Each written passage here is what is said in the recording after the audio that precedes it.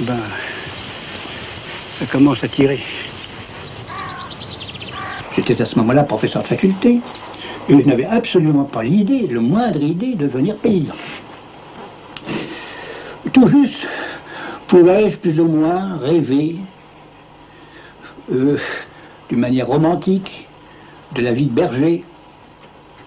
Pouvais-je, à la manière de Giono, sans que ça soit plus sérieux que Giono, rêver de la vie paysanne. En vérité, nous étions tous, de par nos origines, très loin de ces perspectives. Arrive la guerre de 1940. Je me suis aperçu à ce moment-là que je n'étais qu'un cérébral, croyant jusqu'à présent que j'avais été un véritable homme. Il ne suffit pas d'être un intellectuel pour être un homme. J'étais lieutenant à la démobilisation et j'étais commandant de groupe pratiquement 2 mois après. Et ça m'a évidemment mis dans une situation que j'étais nullement préparé par mes études et même par le caractère que j'avais. J'avais sous moi des hommes beaucoup plus âgés que moi et des officiers d'active. C'était pas très normal. De sorte qu'on a trouvé un commandant, un chef d'escadron de l'active qui m'a remplacé. Et pour ne pas me laisser sous les ordres de ce chef d'escadron, on me prit l'état-major de la 2e armée de l'air.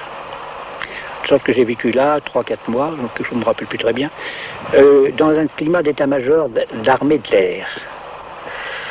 Et ça m'a fait faire aussi beaucoup de réflexions.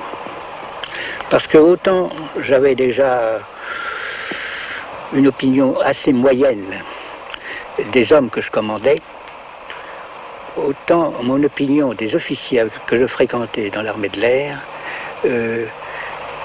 était encore moins bonne. Combien de fois, à la sortie du mess, nous étions dans un château comme il convient à un état-major, je suis monté au cimetière qui dépassait, qui longeait le château, et j'allais un peu méditer pour me reposer du bruit du mess. J'allais un peu méditer sur les tombes de ces vieux paysans qui avaient construit le pays et qui avaient trouvé là la possibilité d'être beaucoup plus hommes et sans la prétention de l'être que beaucoup de ceux qui étaient à la table du général commandant la 2e armée de l'air. Et dès ce moment-là, je disais, en souriant bien entendu, à mes collègues de l'état-major que je me ferais berger après la guerre. Alors qu'est-ce que vous avez fait? Eh bien, alors, après la déroute, dont j'ai toujours conservé un souvenir extrêmement vivant et qui n'a jamais été effacé complètement par l'héroïsme que l'on a pu constater dans un nombre considérable de cas lors de la résistance, j'ai pensé qu'il fallait reprendre tout par la base et qu'un pays qui n'était pas capable de faire des hommes ne pouvait pas, par la simple réforme de structure, ou de retrouver à la fois son équilibre et sa prospérité matérielle et humaine.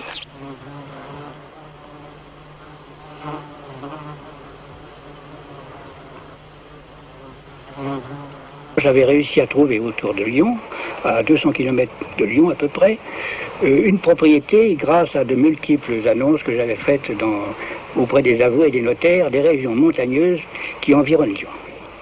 Propriété que je demandais sans confort moderne et d'accès où l'on n'exigeait pas non plus un accès facile. Je suis parti seul avec ma femme, nous sommes montés à la fin de novembre 40, tous les deux, avec un petit baluchon sur le dos, dans cette grange. Et pendant 2 ans, j'ai été à la fois professeur à la faculté de Lyon, où j'avais été muté, et d'autre part paysan, à ma manière, avec mes possibilités. J'avais un voisin extrêmement fraternel qui m'a appris tout ce qu'il fallait faire pour pouvoir bêcher, labourer, avoir un petit troupeau d'une 20aine de brebis, et puis enfin me nourrir, parce qu'en définitive, là, pour se nourrir, il fallait d'abord semer et cultiver.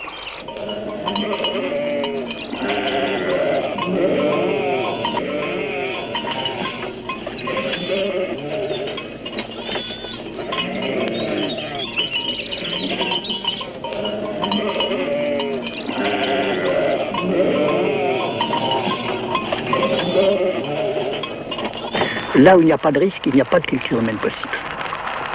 Il n'y a qu'une culture intellectuelle. Il n'y a d'ailleurs même pas de culture spirituelle véritablement possible s'il n'y a pas risque. Parce que où il y a vraiment recherche, il y a toujours risque.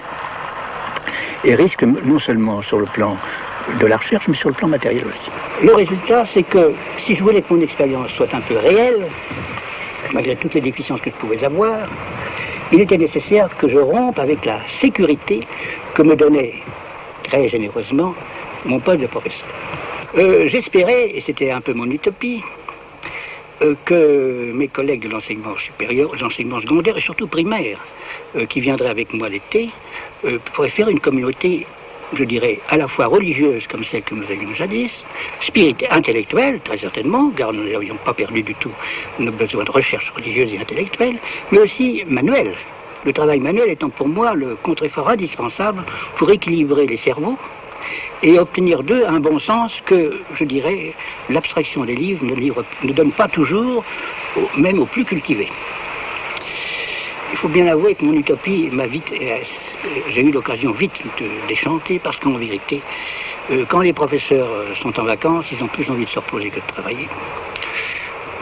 Et d'autre part, il faut bien l'avouer aussi, rien de leur passé, en général, ne les prépare à un travail manuel vraiment efficace.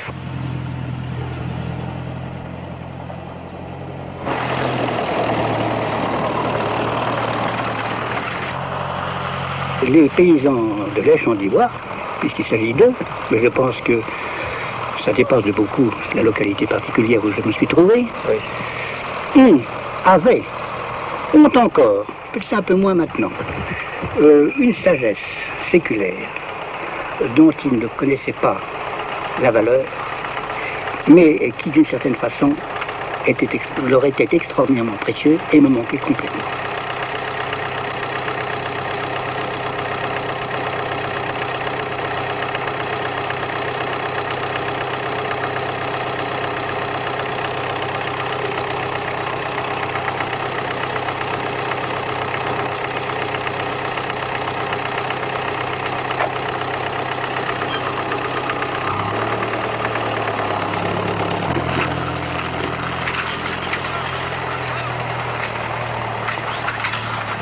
Il est difficile, quand on vient d'un milieu de citadins, et finalement d'un milieu de bourgeois, parce que les professeurs, mon père était professeur, sont des bourgeois, même lorsqu'ils parlent mal des bourgeois. Eh bien, il est difficile de sortir de sa classe sociale pour appartenir réellement à une autre classe sociale. C'est extrêmement difficile, c'est même probablement impossible. J'ai travaillé comme les paysans, peut-être un peu plus qu'eux. En tout cas, je me suis certainement beaucoup plus fatigué qu'eux. J'ai gagné ma vie comme un paysan, quoique, en vérité, depuis quelques années, j'en avais moins besoin. Je l'ai gagné beaucoup moins bien qu'eux. Parce que, pour vraiment gagner sa vie comme paysan, je ne dis pas qu'il faut être nécessairement maquignon, mais il faut être capable de tenir tête aux maquignons qui sucent les paysans comme poux sucent le sang. Il faut par conséquent être capable de résister. Un bourgeois, même très à gauche, est incapable de résister à un maquignon lorsqu'il s'agit de son confort, de réparer un robinet, refaire une toiture, et ainsi de suite. Et j'en appelle à l'expérience de toutes les personnes qui font actuellement des dépenses considérables pour leur résidence secondaire. Eh bien oui, il est certain que je dois l'avouer très humblement. Si je n'avais pas eu de l'argent, je n'aurais pas pu tenir ma vie de paysan. Et je serais revenu, puisque cela m'était possible, professeur de faculté. Un professeur de faculté, je dirais, enfin l'expression est peut-être un peu triviale, mais un peu honteux, nullement glorieux, nullement glorieux. Je n'ai pas eu l'occasion de le faire, et je ne le regrette pas, car c'est peut-être mon mérite, mon seul mérite, après celui d'être devenu paysan, c'est d'y être resté malgré que je sois resté moi-même un paysan médiocre.